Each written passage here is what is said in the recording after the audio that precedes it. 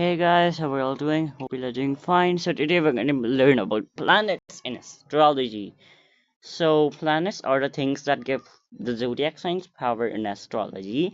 And I wrote the planet name, what planet represents, the planet symbols, and the zodiac sign the planet rules over here. So you can just pause the video and read it, or I'll read it for you guys. Okay, fine. I'm gonna read it. So Mercury represents communication. This is Mercury planet. Wait, perfect. Mercury represents communication. This is Mercury symbol, and Mercury rules the zodiac signs.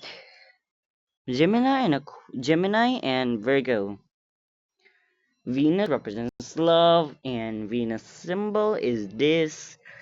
Venus represents Taurus and Libra. The moon represents emotion. This is moon symbol. Moon rules Cancer. And the Mars represents anger and danger. This is Mars symbol, and the Mars rules Aries and Scorpio. Jupiter represents happiness, luckiness, and growth. Jupiter. This is Jupiter symbol. Jupiter rules Sagittarius and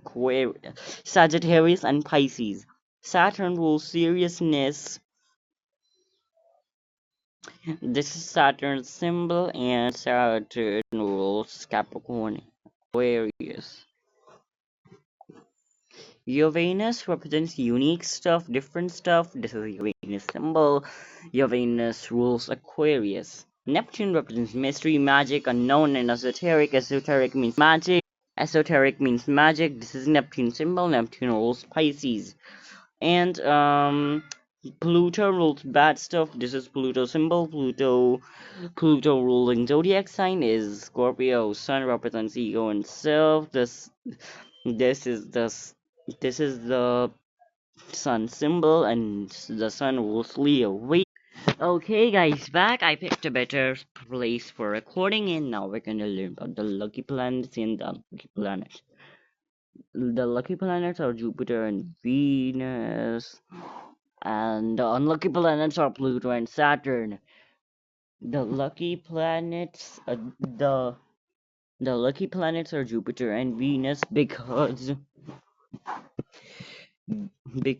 the Jupiter brings good luck and Venus brings love, which are perfect together. Pluto and Saturn are the unlucky planets. Pluto brings bad stuff and Saturn brings bad times. And now we're gonna learn about planetary signs. What are planetary signs? Note, these are not the zodiac constellations, but just the symbols. And anyways, the zodiacs are present in the form of the zodiac constellations. And as you can see, I did not draw the zodiac constellation, but you can see the zodiac constellation in the night, right? No? Okay.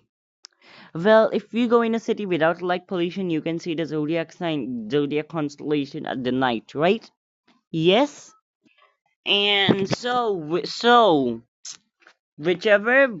planet appears to be in whichever zodiac sign in the sky, that is the planetary sign for that specific planet. For example, if the moon is in Aries, then the moon sign is Aries. If Mars is in Taurus, if Mars appears to be in Taurus, then the Mars sign is Taurus. If Venus appears to be in Gemini, then the Venus sign is Gemini. But if Jupiter appears to be in Cancer, then the Jupiter sign for that time is Cancer, and so on. But why do the planets represent what they represent? This is why. As you can see, I'm not in a recordable environment right now, so much noise. This is Jupiter, okay? They saw Jupiter in the night sky and thought that, wow, Jupiter is so big. This planet must represent growth, and I think this planet is good for like stuff like luckiness also. This planet definitely brings good luck and it's so big it must represent growth. The ancient people thought that because the ancient people thought that big stuff was lucky, and they saw that Jupiter was the biggest stuff in the night sky. That's why they thought that Jupiter is a very lucky planet, and Jupiter represents growth because it's so big. Saturn. This is Saturn. They saw Saturn and thought that, wow, it is also so big, it represents good luck, but it has a ring around it. This ring makes the good luck not come to us. So Saturn is an unlucky planet. They thought that. Mars, where is Mars? Mars. Oh my god. Okay. So anyways, this is Mars. When the people saw Mars in the sky, they were like, wow, this planet is red. And red represents danger, anger, and war. This planet must be the danger, anger, and war and all. So yeah. And the daytime planets, Sun, Venus, and Mercury. So Sun represents ego and self because they saw the sun in the sky and were like, wow, this is the sun. It is so big. It must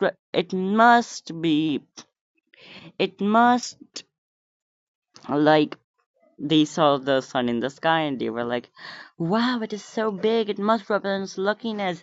But wait, it's not in the night sky, so it can't represent luckiness. Instead, it represents ego because it is so big that it represents ego expanding, and ego is ideas about ourselves, so sun must represent self also. They thought that. Venus, they saw that the Venus was so bright that they thought that, wow, Venus is so bright, it must be the goddess of love and beauty. So they thought Venus represents love and beauty. And Mercury. So they saw Mercury. It was hard to see, but it was very small, hard to see. But they saw Mercury and thought that, wow, this is Mercury.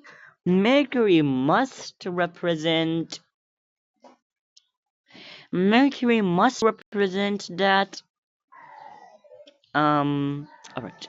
Wow, this is Mercury. Mercury rules so fast. All like other planets spend 1 month in a zodiac sign.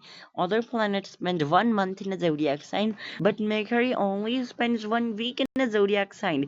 Mercury moves so fast.